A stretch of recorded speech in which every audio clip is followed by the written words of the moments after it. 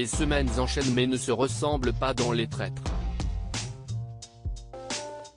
Ce mercredi 26 juillet, ils ont démarré l'aventure à 13 mai à l'issue des 2 épisodes de la soirée. Ce sont pas moins de 4 célébrités qui ont été contraintes de faire leur bagage et ainsi quitter le château de Val.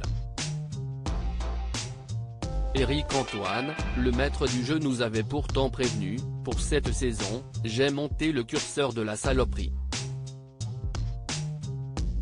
Et pour l'aider, il peut compter sur la présence de certains rois de la manipulation, à l'instar de Vincent Cespedes, comme vous le verrez au cours de cet article. Mais reprenons le fil. La semaine dernière, l'émission s'est achevée sur un climax. Souvenez-vous, Guillaume Play en Ne raconte était sur la sellette et une unique voix les séparait. Seule Jennifer Jemet n'avait pas encore annoncé son vote. Voilà chose faite au début de ce 5e épisode. Malgré son amitié pour Guillaume Play, la jeune femme n'a pas suivi ses recommandations. À la place de voter contre Andy raconte, elle a préféré éliminer Vincent Desagna. Guillaume Play ayant accumulé le plus de voix contre lui, c'est donc lui qui a quitté le jeu.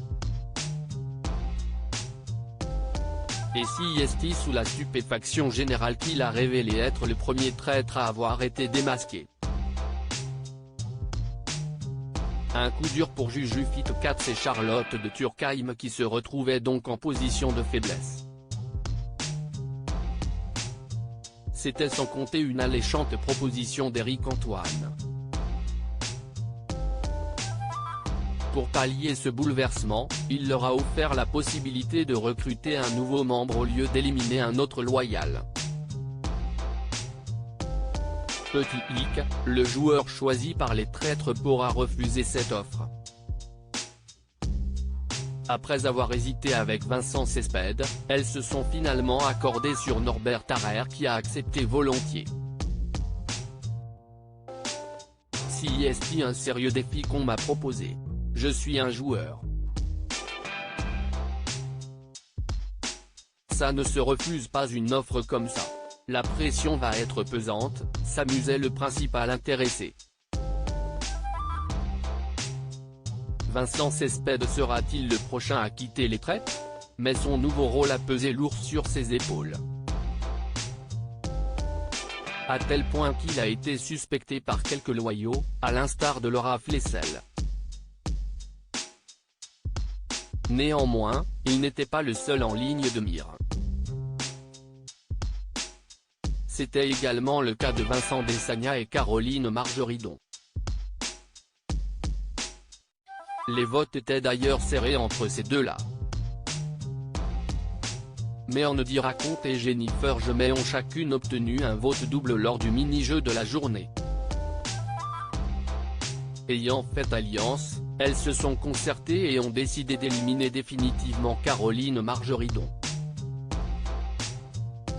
Ce qui s'est passé m'a bouleversé. Je ne m'attendais pas du tout à ce que ce soit si intense, a avoué l'acheteuse d'affaires conclue qui n'avait pas vu venir cette coalition contre elle. La vague d'élimination était encore loin d'être terminée. Durant la nuit, c'est Laura Flessel qui a subi le sort des 3 traîtres. Enfin, sous l'impulsion et le matraquage, voire même les menaces, de Vincent Cespedes, lors de la table ronde du lendemain, les candidats encore en lice ont voté à l'unanimité contre Vincent Desagna. C'est la première fois qu'il y a un vote unanime à la table ronde. J'en suis assez fier. C'est unique. Ça me ressemble. C'est dommage parce que j'aurais bien aimé aller plus loin.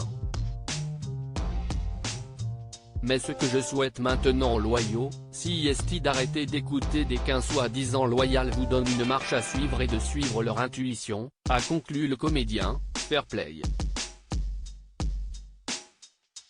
Vincent Cespedes qui a clamé haut et fort: Jola est tellement chargé que, si jamais il nous dévoile qu'il est loyal, défoncez-moi la tête. Sera-t-il bel et bien le prochain à quitter le jeu? Ou les candidats auront-ils la mémoire courte? Réponse la semaine prochaine, mercredi 2 août.